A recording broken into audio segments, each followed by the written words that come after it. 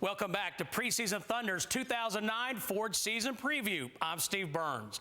The storied past of Ford Motor Company is a tale of racing lore and legend, combined with an unmatched work ethic and dedication. 2008 was no different. There were cheers to go along with tears, bumps to go with bruises. And while it lacked the perfect ending, Roush Fenway Fords provided plenty of excitement.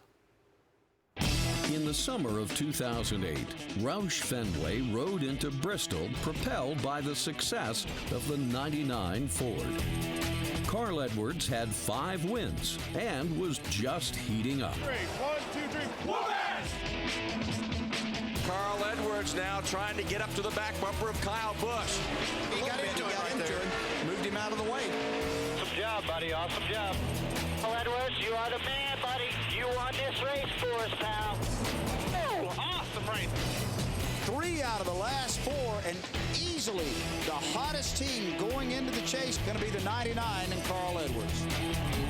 The Roush stable continued to show dominance in the Sprint Cup Series. Carl Edwards was joined by teammates Matt Kenseth and Greg Biffle in the chase for the championship. As the 10-race stretch began, it could have been called the chase for Greg Biffle. It took 33 races, but the 16 found its way to victory lane once again. Race number 1 in the chase's history, and Greg Biffle wins it. I'll tell you something, boys. These boys got problems when we're beating them here. Unbelievable, guys. Unbelievable. You're the man, Biff. You're the man. Greg Biffle will go back-to-back for wins in the 2008 chase for the NASCAR Sprint Cup. Edwards and Biffle sat within 30 points of the championship lead with 7 races to go. But trouble in Talladega found the 2 Fords.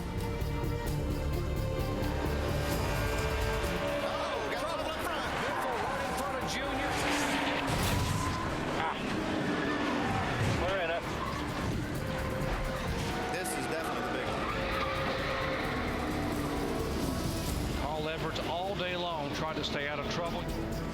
Your teammates there in the 99 took you guys out. Obviously, you got to be disappointed if you don't win the championship, but the reality is we ran strong and we ran hard and we put up our best effort to win a championship and came up a little bit short. I don't think anyone would say that it was a disappointing season. I guess for me it's motivational. A good season though, but definitely didn't want to stop. You know, I wanted to keep going. The 48 Chevy of Jimmy Johnson sat on the verge of a 3rd consecutive Sprint Cup title as the field lined up for the Ford 400 at Homestead. Though his title hopes were dwindling, the competitive spirit of Carl Edwards raced on. If Edwards can nurse it back, he's going to get the win.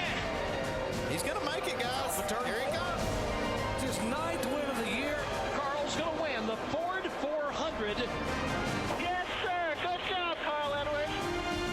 Jimmy Johnson makes history. 2008 Sprint Cup champion. Repeat, baby. Every single person did their jobs. Every single person. Thank you, guys. It's a joy. We're going to kick some ass next year.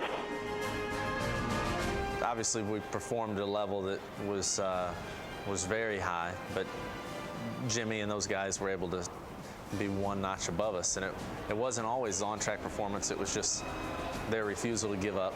You know, they're making the most out of their bad days, and the thing that they never did was made mistakes. So although I make fewer mistakes now than I used to, I still make mistakes, and I've got to do a better job and just be that much better to be able to compete with him.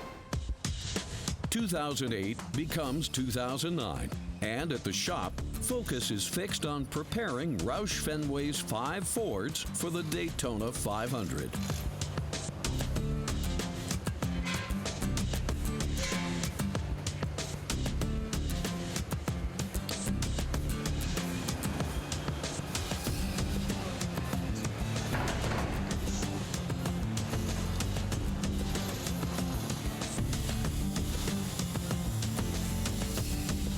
Crew Chief Robbie Reiser left Matt Kenseth after winning races and a championship.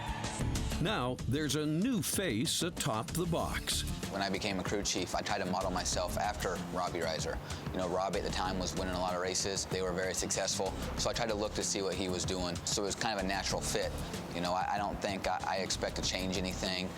Maybe give him leadership and some direction that the same way Robbie did. Drew, I think, is a great guy. I've worked with him in Nationwide Series for a couple of years. He has a lot of energy. He's young. He's enthusiastic, and he's a winner. After working together at Ganassi Racing, Donnie Wingo takes over as lead wrench for Hot Shoe Jamie McMurray.